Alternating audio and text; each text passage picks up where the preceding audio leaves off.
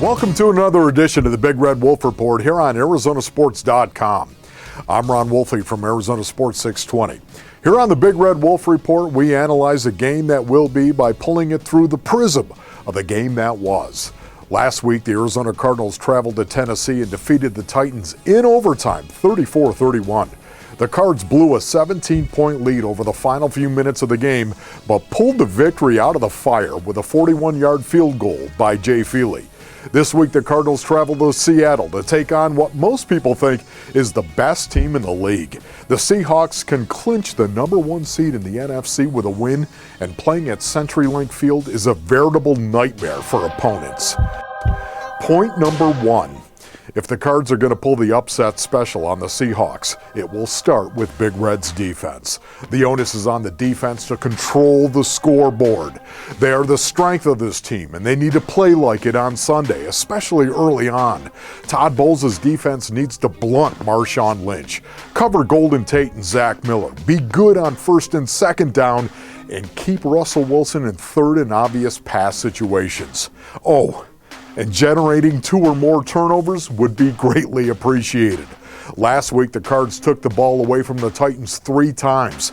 Antoine Cason had a pick 6, a pick in overtime that set up the game-winning drive, and a fumble recovery on a muff kickoff. By virtue of those turnovers, Big Red finished the day +3 in the turnover column, and they'll need that kind of turnover separation again if they are to shock the world. Point number 2, Carson Palmer cannot throw any picks, and the Cardinals cannot turn the ball over. Like elections, turnovers have consequences. They don't only have a tangible impact on games, giving your opponent's offense a short field or taking points off the board for your offense, but they can do psychological damage as well. Palmer has done a remarkable job protecting the ball. In the first 8 games, he threw 14 picks. In his last 6 games, he's thrown only 3.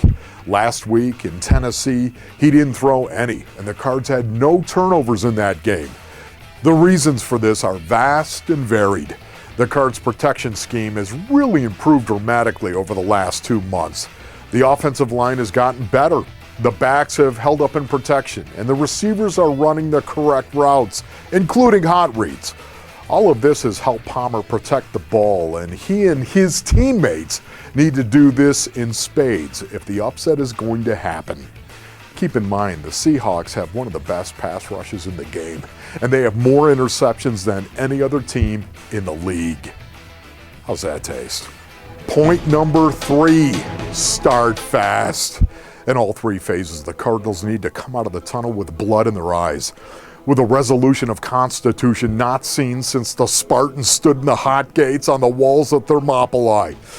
Every Cards player that straps on the boots and scrapes up the knuckles at CenturyLink Field is going to have to steady himself in the first quarter and weather the tsunami of emotion that will come crashing over the white lines.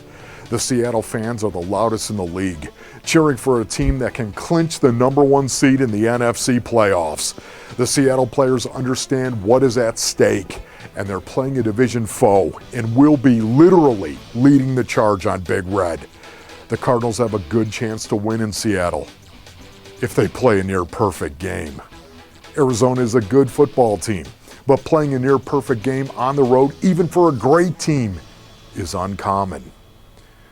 For ArizonaSports.com and Arizona Sports 620, I'm Ron Wolfe, hoping your scapula stays right where it is.